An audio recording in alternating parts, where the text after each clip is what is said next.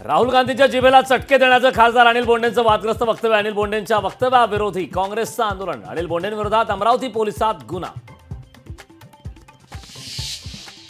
नागपूरमधील 6 विधानसभा मतदारसंघावर भाजपचा दावा। भाजपच्या सुधाकर कोहळेंच्या दाव्यामुळे महायुतीत वादाची शक्यता। गणेश विसर्जनावेळी मुंबईतल्या कांदिवलीत गुंड हरीश रामा मांडवीकर कडून महिला पोलीस अधिकाऱ्यांचा विनयभंग। मांडवीकरसह 4 जणांवर गुन्हा दाखल। राज्यात पोलिसी सुरक्षित नाहीत का, सामान्यांना सवाल। बांगलादेशी क्रिकेट टीमच्या भारत दौऱ्याला आदित्य ठाकरेंचा विरोध। हिंदूंवर अत्याचार होत असताना बांगलादेशी क्रिकेट टीमला पायघड्या। आदित्य ठाकरेंचा भाजपवर हल्लाबोल। महामंडळाच्या वाटपावरून अजित पवार नाराज। महामंडळासंदर्भात अजितदादा शिंदे फडणवीसांशी बोलणार। राष्ट्रवादीच्या कोट्यातील महामंडळ तातडीनं देण्याची मागणी।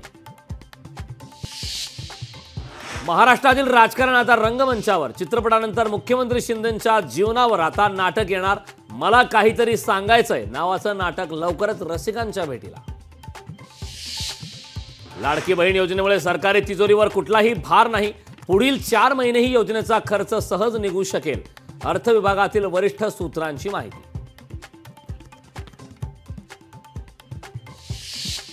- 2029 पासून लोकसभा विधानसभा निवडणूक एकत्र होणार। वन नेशन वन इलेक्शन प्रस्तावाला कॅबिनेटची मंजुरी।